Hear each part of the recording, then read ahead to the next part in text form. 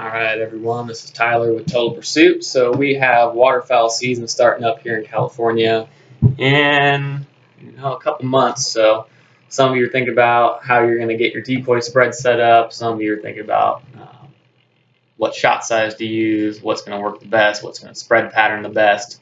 And I'm just going to go over a little bit of what me and Brian do to be successful out here in California, because in the Pacific Flyway we are surrounded by large refuges. And not everybody gets out on the refuge. Sometimes you're hunting in small water next to a refuge. So what we look at a lot of times, we do a lot of satellite imagery, checking out small spots, public land, how we're going to get in there, whether it's kayaks or on the John boat. I just want to go over how we set up our spread for some success and how we choose our shot size, what we like to use when it comes to setting up our spread. So here in California, when the ducks get here, they're coming out of Idaho and Canada, and they've seen it all. They've seen all the big water.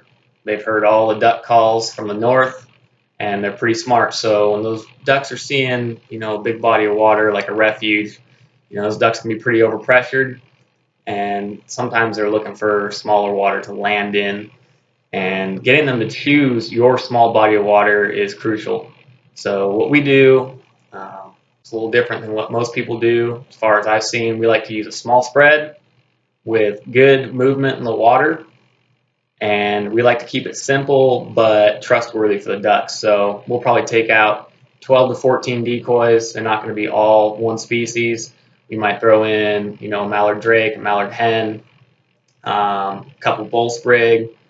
Might throw in some teal in there, and we also throw in a few coots. We also call them mud chickens or mud roosters where we're from.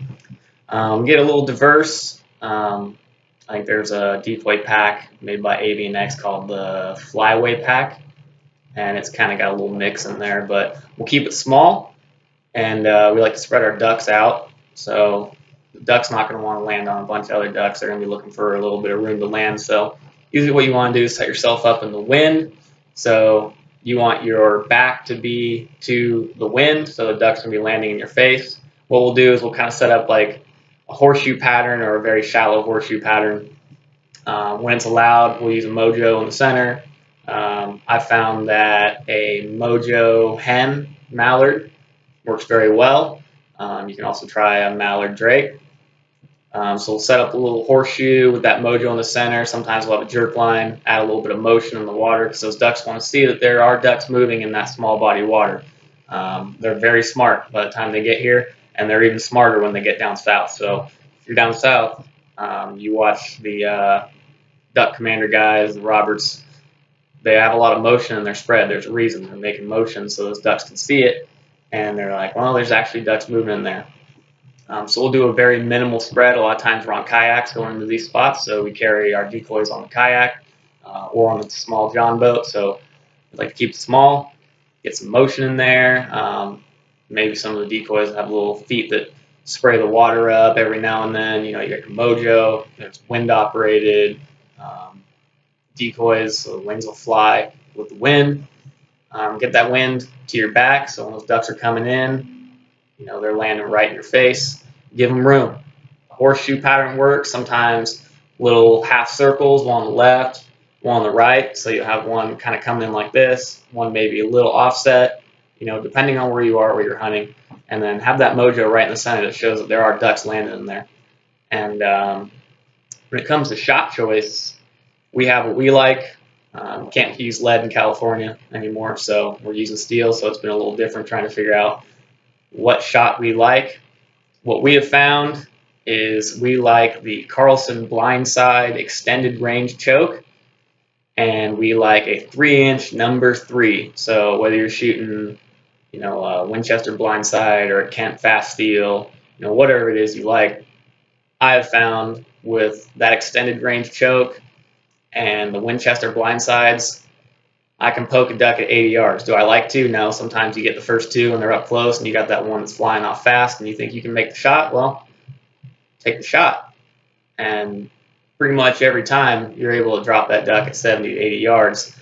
A 3-inch number 3 without an extended range choke and just a full choke, that's getting pretty far out there. That's a little bit of a poke. Your spread's going to be pretty far or pretty spread apart. But I found it's perfect with that extended range choke, number 3 out of a 3-inch. If you're going to be shooting a little farther, maybe you're in a place where there's geese, large ducks, you got some bull sprigs, canvasbacks, mallards, some bigger ducks, and they might be up a little higher. You want a little bit tighter group, a little bit more weight out there. I like a 3.5-inch number 1. I got my nickname hunting ducks a few years back. They call me Piccolo Pete.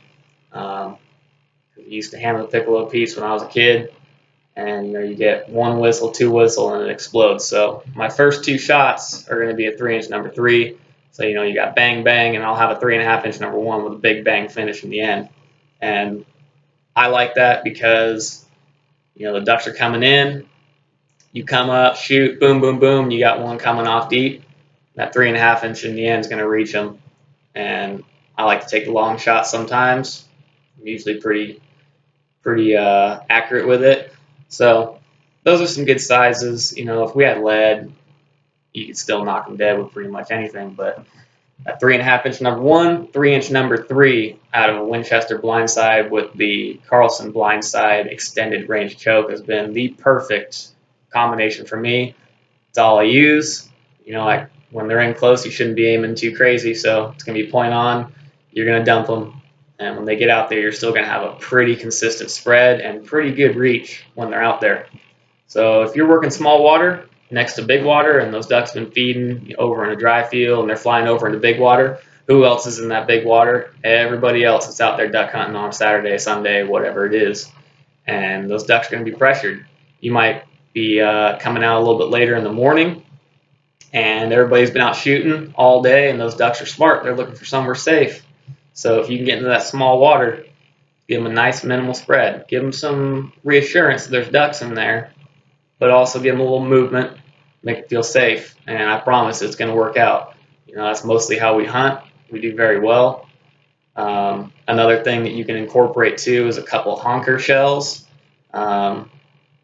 Naturally, geese are the sentinels of the waterfowl world. Ducks trust geese because there's always some geese watching, making sure that the area is safe. So if you got a couple honker shells in there, they might see that there's that added support involved. Also, might be able to pull some honkers in, which is always fun to see those big boys come down and react to your calls and work your spread. So hopefully that helps you guys out. Hopefully it helps you ladies out that are out there. Just have fun, try some new things, use this as a small guide if you like. As always, we appreciate you guys. Give us a like, give us a follow, subscribe to our channel if you like, and good luck hunting out there. Good luck with everything that you're doing in the field. All right, thanks.